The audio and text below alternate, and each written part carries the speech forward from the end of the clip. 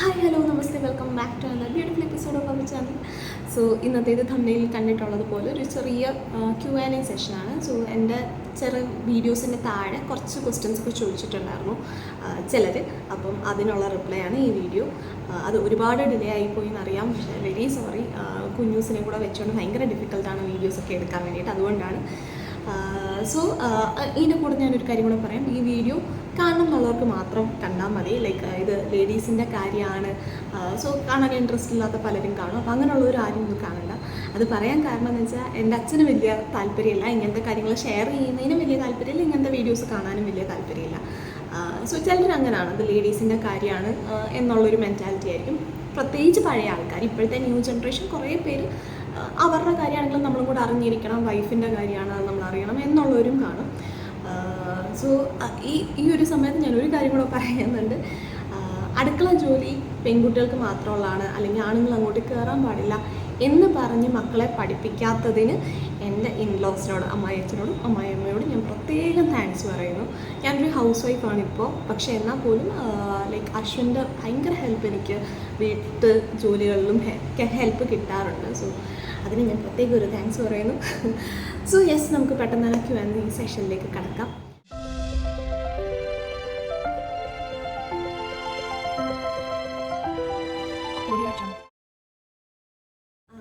PV experience. PV അത് ആദ്യമേ നമ്മൾ എന്താണ് PV എന്നുള്ളതാണ് അറിഞ്ഞിരിക്കേണ്ടത്. PV എന്ന് പറഞ്ഞാൽ പെർ വജൈനൽ എക്സാമിനേഷൻ.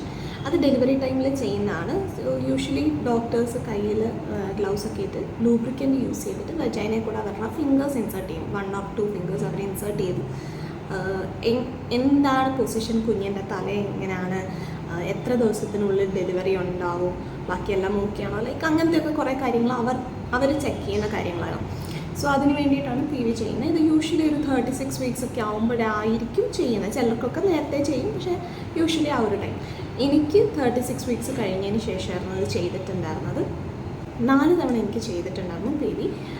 ഒന്ന് 36 വീക്സ് കഴിഞ്ഞ ടൈമിൽ, പിന്നെ ഡെലിവറിക്ക് കയറുന്നതിൻ്റെ തലേ ദിവസം ചെയ്തിട്ടുണ്ടായിരുന്നു, പിന്നെ ഡെലിവറിയുടെ ഒരു 2 hours അല്ല 1.5 hours ബിഫോർ ചെയ്തിട്ടുണ്ടായിരുന്നു, പിന്നെ ഡെലിവറിക്ക് ശേഷം ചെയ്തിട്ടുണ്ടായിരുന്നു. ഇതിൽ ആദ്യത്തെ 3 തവണ ചെയ്യുമ്പോഴും എനിക്ക് പെയിൻ തോന്നിയിട്ടേ ഇല്ലായിരുന്നു. പെയിൻ അല്ല, ശരിക്കും പറഞ്ഞാൽ നമുക്കൊരു ഫോറിൻ ബോഡി ഇൻസേർട്ട് ചെയ്യുകയാണ്. സോ അതിൻ്റേതായിട്ടുള്ളൊരു ഇറിറ്റേഷൻ, ഒരു വല്ലായ്മ തോന്നും. സോ അതാണ് ബേസിക്കലി PV ചെയ്യുമ്പോൾ വരുന്നത്. അല്ലാതെ പെയിൻ എനിക്ക് 4th ടൈം ചെയ്തപ്പോൾ മാത്രമായിരുന്നു എനിക്ക് പെയിൻ തോന്നിയിട്ടുണ്ടായിരുന്നത്. അതൊരു ജൂനിയർ ഡോക്ടറാണ് ചെയ്തിരുന്നത്. അവർ ചെയ്തതിൻ്റെ എന്തെങ്കിലും മിസ്റ്റേക്ക് ആണോ എന്ന് എനിക്ക് അറിഞ്ഞുകൂടാ. പിന്നെ അതേപോലെ തന്നെ ഇത് എന്താണ്, നമ്മൾ എക്സ്പെക്റ്റ് ചെയ്യുന്ന സമയത്ത് ചെയ്യുകയാണെങ്കിൽ എനിക്ക് തോന്നിയിട്ടുള്ളത് വലിയ പ്രശ്നം ഉണ്ടാവില്ല. നമ്മൾ കുറച്ച് ഇങ്ങനൊരു സംഭവം വരും എന്നുള്ള ഒരു എക്സ്പെക്റ്റേഷൻ ഇരിക്കുകയാണെങ്കിൽ വലിയ കുഴപ്പമില്ല. പക്ഷേ നമ്മൾ എക്സ്പെക്റ്റ് ചെയ്യാത്ത സമയം, ഇത് ഡെലിവറിക്ക് ശേഷം ഞാൻ കഴിഞ്ഞു ഇനിയൊന്നുമില്ല എന്ന് വിചാരിച്ചിരുന്ന സമയത്തായിരുന്നു 4ാമത് അവർ ചെയ്തിട്ടുണ്ടായിരുന്നത്. സോ അതുകൊണ്ട് തന്നെയായിരുന്നു എനിക്ക് പെയിൻ തോന്നിയിരുന്നതെന്ന് എനിക്ക് തോന്നുന്നത്. സോ ഇത് എൻ്റെ മെൻറ്റാലിറ്റിയിൽ ഞാൻ പറയുകയാണ്. സോ അല്ലെങ്കിൽ PV എന്ന് പറയുന്നത് അങ്ങനെ പെയിൻഫുള്ളായിട്ടുള്ളൊരു സംഭവം അല്ല. നമ്മൾ ഒരു ഇറിറ്റേഷൻ ഉണ്ടാവും, അതിന് നമ്മൾ കുറച്ചൊന്ന് എക്സ്പെക്റ്റ് ചെയ്ത് തന്നെ ഇരിക്കുക, അതിനൊന്ന് പ്രിപ്പയർഡ് ആയിട്ടിരിക്കുക, അത്രയേ ഉള്ളൂ. അല്ലാതെ വലിയ പെയിൻഫുൾ സംഭവമല്ല. പിന്നെ ശ്രദ്ധിക്കേണ്ട ഒരു കാര്യം എന്ന് പറഞ്ഞാൽ നമ്മൾ അധികം ബലം പിടിക്കാതിരിക്കുക, മാക്സിമം റിലാക്സ്ഡ് ആയിട്ടുള്ള ഒരു പൊസിഷനിൽ നമ്മളിരിക്കുക. അല്ലെങ്കിൽ ഡോക്ടറിനും നമുക്കും അത് കുറച്ച് ഡിഫിക്കൽട്ടായിരിക്കും. നമ്മൾ മാക്സിമം റിലാക്സ്ഡ് ആയിട്ടിരിക്കുക, അത്രയേ ഉള്ളൂ. ഇത് ഈ പറഞ്ഞ പോലെ ഡോക്ടേഴ്സ് എല്ലാം ഒന്ന് അനലൈസ് ചെയ്യാൻ വേണ്ടി. എനിക്ക് ഡെലിവറിക്ക് ശേഷം ഒരു തവണ ചെയ്തിട്ടുണ്ടായിരുന്നത് ഉള്ളിലുള്ള എല്ലാം സംഭവങ്ങളൊക്കെ ക്ലീൻ ചെയ്യാൻ പറഞ്ഞിട്ട്, ലൈക്ക് ഡെലിവറിക്ക് ശേഷമുള്ള സംഭവങ്ങൾ എല്ലാം എടുത്ത് കളയാൻ അങ്ങനെയൊക്കെ പറഞ്ഞിട്ടായിരുന്നു ചെയ്തിട്ടുണ്ടായിരുന്നത്. പക്ഷെ അത് ഈ പറഞ്ഞ പോലെ ഞാൻ ഒട്ടും എക്സ്പെക്റ്റ് ചെയ്യാത്തൊരു സമയത്തായിരുന്നതുകൊണ്ടും ചിലപ്പോൾ ജൂനിയർ ഡോക്ടറായിരുന്നു ചെയ്തിരുന്നത്, അതുകൊണ്ടും കൂടെ ആയിരിക്കും അത് കുറച്ച് എനിക്ക് പെയിൻഫുള്ളായിരുന്നു. പക്ഷേ ബാക്കി 3 തവണയും അത് പെയിൻ തോന്നിയിട്ടേ ഇല്ലായിരുന്നു. എസ്പെഷ്യലി ഡെലിവറിക്ക് കുറച്ച് നേരം മുന്നേ ചെയ്യുന്ന സമയത്തൊന്നും നമ്മളിത് അറിയുന്നേ ഇല്ല. ലൈക്ക് വേറൊരു പെയിൻ നമുക്ക് നടന്നുകൊണ്ടിരിക്കുന്നതുകൊണ്ടായിരിക്കും ഇതൊന്നും നമ്മൾ അത്രയും കാര്യമാക്കിയിട്ടേ ഉണ്ടായിരുന്നില്ല. സോ അതാണ് എൻ്റെ PV എക്സ്പീരിയൻസ്.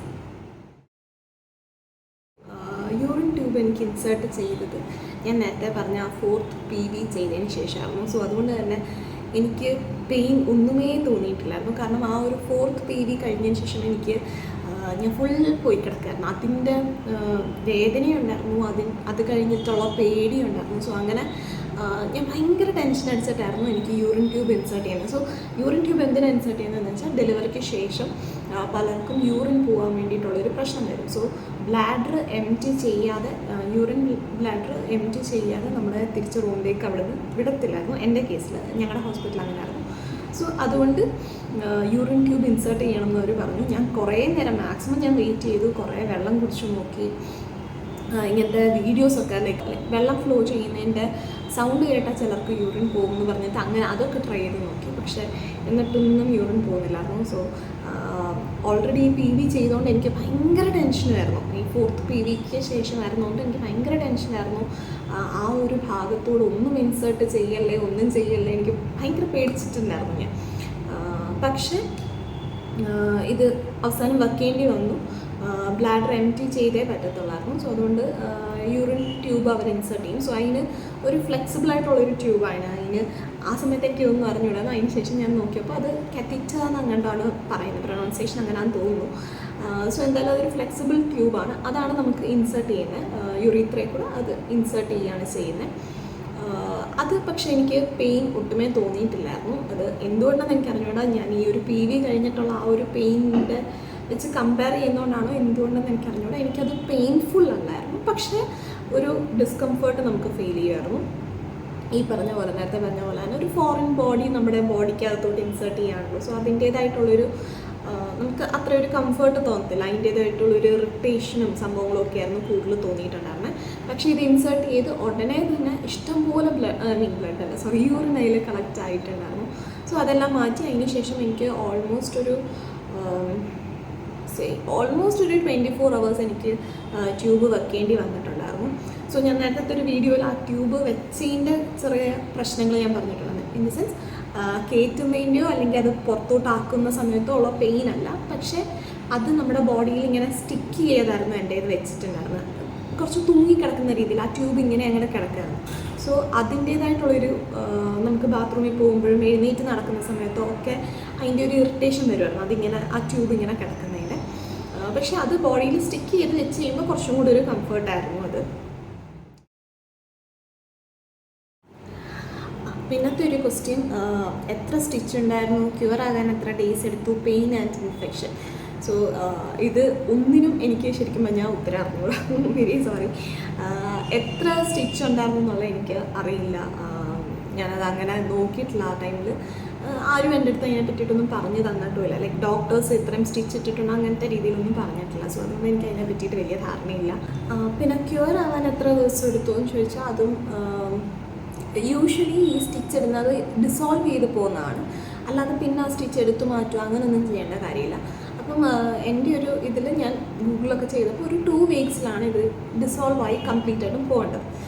പക്ഷേ എൻ്റേത് 2 weeks കംപ്ലീറ്റ് ഡിസോൾവ് ആയിട്ടില്ലായിരുന്നു. സ്റ്റിൽ നമുക്ക് നമ്മളവിടെ തൊടുന്ന സമയത്ത് ആ ഒരു ത്രെഡ് ലൈക്ക് സംഭവങ്ങൾ അവിടെ ഉള്ളതായിട്ട് നമുക്ക് ഫീൽ ചെയ്യായിരുന്നു. സോ അത് എങ്ങനെയാണ് പോകുന്നതെന്നൊന്നും എനിക്ക് വലിയ ധാരണയില്ല. നമുക്ക് ഇതിനെ പറ്റിയിട്ട് ആരും അങ്ങനെ പറഞ്ഞു തരാറില്ലല്ലോ. അപ്പോൾ അതുകൊണ്ട് നമുക്ക് ഇതെങ്ങനെയായിരിക്കും പോവുകയെന്നൊന്നും വലിയ പിടിയില്ല.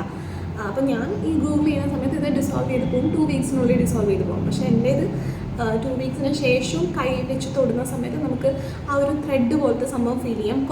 ചിലത് സ്റ്റിച്ച് ആയിട്ട് തന്നെ കിടക്കുന്നത്, ചിലത് കുറച്ചിങ്ങനെ അഴിഞ്ഞതുപോലെ അങ്ങനത്തെ രീതിയിൽ കിടക്കും. നമുക്ക് അതിന് ഇറിറ്റേഷനോ പെയിനോ ഇൻഫെക്ഷനോ ഒന്നുമില്ല. അങ്ങനത്തെ പ്രശ്നങ്ങളൊന്നും ഭാഗ്യവെച്ചാൽ വന്നിട്ടില്ലായിരുന്നു. പക്ഷേ നമുക്ക് തൊടുന്ന സമയത്ത് ആ ഒരു സംഭവം അവിടെ ഫീൽ ചെയ്യണം, അങ്ങനത്തെ ഒരു. സോ നമ്മൾ ഈ ഗൂഗിളിൽ ചെയ്ത് 2 weeksനുള്ളിൽ മാറുമെന്നാണല്ലോ. പക്ഷെ അങ്ങനെ മാറാത്തത് കൊണ്ട് പിന്നെ ഞാൻ ഒരു 2 weeks ഒക്കെ കഴിഞ്ഞതിന് ശേഷം എനിക്ക് ഒരു ഓൾമോസ്റ്റ് ഒരു 3 weeks ഒക്കെ ആയപ്പോഴത്തേക്കും ഞാൻ ഡോക്ടറിൻ്റെ അടുത്ത് പോയിട്ടുണ്ടായിരുന്നു. പിന്നെ ഡോക്ടർ എന്തോ ഒരു സൊല്യൂഷൻ അവിടെ വെച്ചിട്ടുണ്ടെന്ന്, ഇത് ഡിസോൾവ് ആയി പോകാൻ വേണ്ടിയിട്ടായിരിക്കും. അത് തന്നെ പോവും എന്ന് ഡോക്ടർ തന്നെ എൻ്റെ അടുത്ത് പറഞ്ഞു. പക്ഷേ അതിന് ശേഷം പിന്നെ ഡോക്ടർ പറഞ്ഞു ഗായത്രിക്ക് അങ്ങനത്തെ ഒരു ഇതുണ്ടെങ്കിൽ അതങ്ങ് മാറ്റിയേക്കാം, എന്തായാലും ഇനിയിപ്പം ആവശ്യമില്ലല്ലോ എന്ന് പറഞ്ഞിട്ട് എന്തോ ഒരു സൊല്യൂഷൻ അവിടെ വെച്ചിട്ടുണ്ടെന്ന് അത് അങ്ങനെ പോവുകയും ചെയ്തു. സോ അതുകൊണ്ട് എനിക്ക് അതിനെ പറ്റിയിട്ട് ലൈക്ക് കറക്റ്റ് ക്യൂർ ആവാൻ എത്ര ദിവസം എടുത്തു എന്ന് ചോദിച്ചാൽ എനിക്ക് അറിഞ്ഞൂടാ.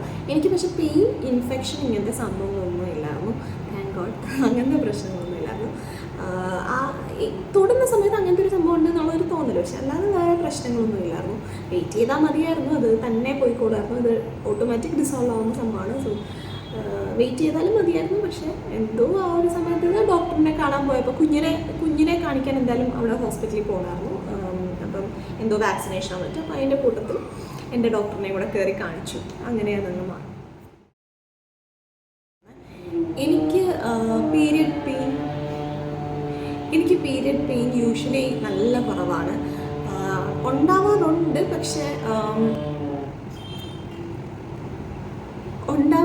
പക്ഷേ ഒരു 2 days ഒക്കെ മാക്സിമം, അല്ലെങ്കിൽ ലൈക്ക് ഫസ്റ്റ് ഡേ മിക്കവാറും ഉണ്ടാവില്ല, സെക്കൻഡ് ഡേ ഉണ്ടാവും അങ്ങനെ. പക്ഷേ എന്നാൽ പോലും എൻ്റെ ഫ്രണ്ട്സിനെ പലരെയും വെച്ച് നോക്കുമ്പോൾ എനിക്ക് തന്നെ തോന്നിയിട്ടുണ്ട് കുറച്ചും കൂടെ എനിക്ക് സഹിക്കാൻ പറ്റുന്ന ഒരു പെയിനൊക്കെ ഉള്ളൂ എന്ന് എനിക്ക് തോന്നിയിട്ടുണ്ട്. പിന്നെ ഓരോരുത്തരുടെ ഈ എന്താ പറയുക സഹനശക്തി ഓരോപോലാണല്ലോ. അപ്പം ഇനി അതുകൊണ്ടാണോ എന്ന് എനിക്കറിഞ്ഞൂടെ. എനിക്കങ്ങനെ ഭയങ്കര പെയിനായിട്ട് സംഭവം തോന്നിയിട്ടില്ല. അങ്ങനെ പീരിയഡ് പെയിൻ അങ്ങനെ ഭയങ്കരമായിട്ട് വന്നിട്ടില്ല. നടുവേദന വരും ചില സമയത്ത്, നല്ല രീതിയിൽ വരും. പക്ഷെ എന്നാലും എല്ലാം ഒരു പരിധി വരെ. എൻ്റെ ഫ്രണ്ട്സിനെ വെച്ചിട്ട് കമ്പയർ ചെയ്തിട്ട് ഞാൻ പറയാം കേട്ടോ, ചിലർക്കൊക്കെ നല്ല പെയിൻ വരും. എൻ്റെ അമ്മയ്ക്ക് ഒരു 40s ശേഷം അമ്മയ്ക്ക് നല്ല പെയിൻ വരുന്നുണ്ട് എന്ന് പറഞ്ഞിട്ടുണ്ടായിരുന്നു. പക്ഷെ അങ്ങനെയൊക്കെ വെച്ച് നോക്കുമ്പോൾ ഇതുവരെ അങ്ങനെ വലിയ പ്രശ്നമായിട്ട് വന്നിട്ടില്ല. പിന്നെ ഞാൻ പണ്ട് സ്കൂളിൽ പഠിക്കുന്ന സമയത്ത് എൻ്റെ ഒരു ഫ്രണ്ട് ചോദിച്ചൊരു കാര്യമുണ്ട്. വന്നൊരു കൗൺസിലറിൻ്റെ അടുത്ത് ചോദിച്ചൊരു ഡൗട്ട് ഉണ്ടായിരുന്നു. പീരിയഡ്സിൻ്റെ പെയിന് കുറവാണെന്നുണ്ടെങ്കിൽ ഡെലിവറി പെയിൻ കുറഞ്ഞിരിക്കുമോ അതോ കൂടുമോ എങ്ങനെയായിരിക്കും എന്നുള്ളത്. അപ്പോൾ ആ സമയത്ത് ആ ഡോക്ടർ പറഞ്ഞ് എനിക്ക് ഓർമ്മയുണ്ട്, പീരിയഡ്സിൻ്റെ സമയത്ത് പെയിൻ കുറവാണെന്നുണ്ടെങ്കിൽ ഡെലിവറി ടൈമിൽ പെയിൻ കൂടാൻ സാധ്യതയുണ്ട് എന്നുള്ളത്. അപ്പോൾ അതെൻ്റെ മനസ്സിൽ നല്ല രീതിയിലുണ്ടായിരുന്നു ഡെലിവറി ടൈമിൽ. പക്ഷേ എങ്കിൽ എനിക്ക് അങ്ങനെ എനിക്ക് തോന്നിയിട്ടില്ലായിരുന്നു. പീരിയഡ്സിൻ്റെ പെയിനും എനിക്ക് കമ്പാരിറ്റീവ്ലി കുറവായിരുന്നു. ഡെലിവറി ടൈമിലും ഞാൻ എക്സ്പെക്റ്റ് ചെയ്തിട്ടായിരുന്നു പോയിട്ടുണ്ടായിരുന്നത് നല്ല വേദനയായിരിക്കും. അങ്ങനെ ആ ഒരു എക്സ്പെക്റ്റേഷനുള്ളിൽ തന്നെ നിന്നതായിട്ടാണ് എൻ്റെ ഒരു ഫീൽ. എനിക്ക് അറിഞ്ഞൂടാ, പക്ഷേ ഞാൻ കുറച്ച് കൂടുതൽ എപ്പോഴും എക്സ്പെക്റ്റ് ചെയ്ത് വെക്കുന്ന കൂട്ടത്തിലാണ്. നല്ല പെയിനായിരിക്കും, ഭയങ്കരമായിരിക്കും, നമ്മളെ കൊണ്ട് സഹിക്കാൻ പറ്റില്ല, അങ്ങനത്തെ രീതിയിൽ മെൻറ്റാലിറ്റിയിൽ തന്നെ ഞാൻ പോയിട്ടുണ്ടായിരുന്നു. സോ അതുകൊണ്ടായിരിക്കും ഏകദേശം ഞാൻ വിചാരിച്ച പോലൊക്കെ ഒന്നും നിന്നിട്ടുണ്ടായിരുന്നു. സോ അതാണ് പീരിയഡ് പെയിനിനെ പറ്റി പറയുന്നത്. പിന്നെ സ്മെല്ല്, ഇറിറ്റേഷൻ അതൊന്നും ഇല്ലായിരുന്നു. സ്മെല്ല് അങ്ങനെ ഭയങ്കരമായിട്ടുള്ള സ്മെല്ലോ അങ്ങനത്തെ സംഭവമൊന്നും ഉണ്ടാവാറില്ല. യൂഷ്വലി ഉള്ള ബ്ലഡിൻ്റെ ഒരു ഇത് അത്രയൊക്കെ ഉള്ളൂ. പിന്നെ ഇറിറ്റേഷനും കമ്പാരിറ്റീവ്ലി എനിക്ക് കുറവാണെന്ന് തോന്നുന്നു. മൂഡ് സ്വിങ്സും കമ്പാരിറ്റീവ്ലി കുറവാണ്, ഇറിറ്റേഷൻ കമ്പാരിറ്റീവ്ലി കുറവാണ്. വലിയ പ്രശ്നം അങ്ങനെ പീരിയഡ്സിൻ്റെ സമയത്ത് ഉണ്ടാവാറില്ല. പിന്നെ യൂഷ്വലി ഞാൻ ലൈക്ക് പീരിയഡ്സിൻ്റെ സമയത്താണെങ്കിലും ഞാൻ പാട്ട് കേൾക്കുന്നത് എനിക്ക് ഭയങ്കര ക്രേസുള്ളൊരു സംഭവമാണ്. സോ അതിലേക്ക് ഞാനിങ്ങനെ പാട്ടൊക്കെ കേട്ട് മൈൻഡ് ജോളിയായിട്ട് വെക്കാൻ നോക്കും. അങ്ങനെ പീരിയഡ്സ് ആണ് എന്ന് പറഞ്ഞിട്ട് അങ്ങനെ ടെൻഷൻ അടിച്ചിരിക്കാൻ, ആ ഒരു ഇതിലേക്ക് നമ്മൾ ചിന്തിച്ചുകൊണ്ടിരിക്കുമ്പോഴാണ് കൂടുതൽ പ്രശ്നമാണ്. ഞാൻ കുറേ പാട്ടൊക്കെ കേട്ട് അടിച്ചു പൊളിച്ച് ഇങ്ങനെ പോകും. സോ യെസ്, അതുകൊണ്ട് അങ്ങനെ പീരിയഡ്സിൻ്റെ സമയത്ത് വലിയ പ്രശ്നമില്ല. പിന്നെ ഡെലിവറിക്ക് മുന്നേ വരെ എനിക്ക് ഓവുലേഷൻ ടൈമിൽ ലൈക്ക് ഈ പീരിയഡ്സ് എന്ന് പറയുന്നത് എനിക്ക് 26-27 ഡേയ്സിലാണ് റിപ്പീറ്റ് ചെയ്യുന്നത്.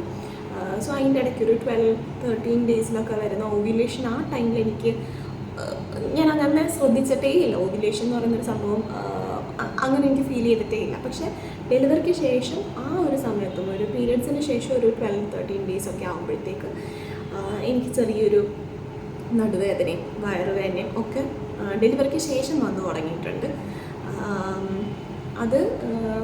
അതും പക്ഷേ ഈ പറയുന്ന പോലെ കൺട്രോൾ ചെയ്യാൻ പറ്റാത്ത അങ്ങനത്തെ പെയിനല്ല. പക്ഷേ എന്നാലും അങ്ങനത്തെ ഒരു സംഭവം ഇപ്പോൾ വന്ന് തുടങ്ങിയിട്ടുണ്ട്, സ്റ്റാർട്ട് ചെയ്തിട്ടുണ്ട്. പ്രഗ്നൻ്റ് ആയിരുന്നപ്പം ഞാൻ കഴിച്ചിരുന്ന ഫുഡ് അത് ശരിക്കും പറഞ്ഞാൽ എനിക്ക് പണ്ട് മുതലേ ക്രേസ് ഉണ്ടായിരുന്ന സാധനങ്ങളൊക്കെ തന്നെ ആയിരുന്നു പ്രഗ്നൻസി ടൈമിലും എനിക്ക് ഇഷ്ടമുണ്ടായിരുന്നത്.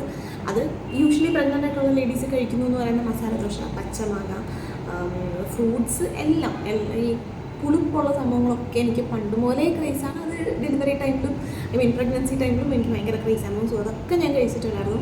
ഞങ്ങൾ ആ സമയത്ത് ചിക്മംഗ്ലൂരിലായിരുന്നു. താങ്ക്ഫുള്ളി അവിടെ എല്ലാ ഫ്രൂട്ട്സും, നമ്മുടെ നാട്ടിൽ ആ സമയത്ത് കിട്ടാത്ത ഫ്രൂട്ട്സും അവിടെ കിട്ടുന്നുണ്ടായിരുന്നു. കിവി, പേരയ്ക്ക, പച്ചപ്പേരയ്ക്ക, ഇതൊക്കെ എനിക്ക് അവിടെ കിട്ടുമായിരുന്നു. അതെല്ലാം ഞാൻ ലാവിഷായിട്ട് വാങ്ങിച്ച് കഴിച്ചിട്ടുണ്ട്. പിന്നെ അതേപോലെ പാനിപ്പൂരി. സോ എല്ലാം കുഞ്ഞിന് വേണമെന്ന് പറഞ്ഞിട്ട് ഞാൻ പ്രഗ്നൻ്റ് ആയതിൻ്റെ അഡ്വാൻറ്റേജ് എടുത്ത് ഞാനെല്ലാം വാങ്ങിക്കുമായിരുന്നു, എല്ലാം കഴിച്ചിട്ടുണ്ട്. സോ യെസ്, അത് ഫുഡിൻ്റെ കാര്യത്തിൽ ഞാൻ നോ കോംപ്രമൈസ് ആയിരുന്നു. പിന്നെ എനിക്ക് അങ്ങനെ ഒന്നിനോടും സ്മെല്ല് അങ്ങനത്തെ ഒരു പ്രശ്നം തോന്നിയിട്ടില്ലായിരുന്നു. എണ്ണയാണെങ്കിലും ഒക്കെ ഫുഡ് കുക്ക് ചെയ്യുന്ന സമയത്തും എനിക്ക് പ്രശ്നങ്ങളൊന്നുമില്ലായിരുന്നു. കഴിക്കാനാണെങ്കിലും ഒന്നിനും എനിക്ക് അങ്ങനത്തെ ഒരു പ്രശ്നം തോന്നിയിട്ടില്ലായിരുന്നു. സോ അതുകൊണ്ട് എല്ലാ ഫുഡും ഞാൻ കഴിച്ചിട്ടുണ്ടായിരുന്നു. മെയിൻലി ഫ്രൂട്ട്സ് എനിക്ക് ഭയങ്കര ഇഷ്ടമാണ്. അപ്പം ആ സമയത്ത് അവിടെ നിന്ന് നല്ല ഫ്രഷ് ആയിട്ടുള്ള ഫ്രൂട്ട്സ് ചിക്കമംഗ്ലൂരിൽ കിട്ടുകയും ചെയ്യാറുണ്ട്. നല്ല ഫ്രഷ് മാംഗോ, പേരയ്ക്ക, കിവി, വാട്ടർമെലൺ, പപ്പായല്ല സോറി വാട്ടർമെലൺ, അങ്ങനെ ഒരുമാതിരിപ്പെട്ട മുസമ്പി, അതൊക്കെ വാങ്ങിച്ച് കഴിച്ചിട്ടുണ്ട്. സോ യെസ്, അതാണ്. അപ്പം നമ്മുടെ കുട്ടിയായിരിക്കത്തില്ല, കുറച്ച് ഇതായിരിക്കും. സോ എന്തായാലും കമൻസിന് ചോദിച്ച കുറേ ക്വസ്റ്റ്യൻസിനൊക്കെ ഞാൻ ആൻസേഴ്സ് തന്നിട്ടുണ്ട് എന്ന് ഞാൻ വിചാരിക്കുന്നു. ഇതേപോലെ എൻ്റെ ഫ്രണ്ട്സും ഫാമിലി മെമ്പേഴ്സും ഒക്കെ ചോദിച്ചിട്ടുണ്ടായിരുന്ന വേറെ കുറച്ച് ക്വസ്റ്റ്യൻസും കൂടെ ചേർത്തിട്ട് ഞാൻ വേറൊരു വീഡിയോയും കൂടെ ചെയ്യാം. അതൊരു പാർട്ട് 2 ആയിട്ടിരിക്കട്ടെ. സോ പാർട്ട് 1 ഇതാണ്. വേറെ എന്തെങ്കിലും ഡൗട്ട്സ് ഒക്കെ ഉണ്ടെന്നുണ്ടെങ്കിൽ ആർക്കെങ്കിലും, ഈ വീഡിയോ കാണുന്ന ആർക്കെങ്കിലും ഇതിനെ പറ്റിയിട്ട് പ്രഗ്നൻസി, ഡെലിവറി റിലേറ്റഡ് ആയിട്ടുള്ള എന്തെങ്കിലും ഡൗട്ട് എന്നുവെച്ചാൽ എൻ്റെ എക്സ്പീരിയൻസ് കേട്ടോ, അല്ലാതെ കാര്യമായിട്ട് പറഞ്ഞു തരാൻ എനിക്ക് അങ്ങനെ വലിയ വിവരമൊന്നുമില്ല. എൻ്റെ എക്സ്പീരിയൻസ് ഞാൻ ഷെയർ ചെയ്യാം, റെഡിയാണ്. എന്തെങ്കിലും കാര്യങ്ങളൊക്കെ ഉണ്ടെങ്കിൽ നിങ്ങൾ ഉറപ്പായിട്ടും ചോദിക്കുക. സോ അതൊരു പാർട്ട് 2 വീഡിയോ ആയിട്ട് നമുക്ക് ചെയ്യാം. സോ യെസ്, അത്രയുള്ള ഇന്നത്തെ video. Thank you for watching.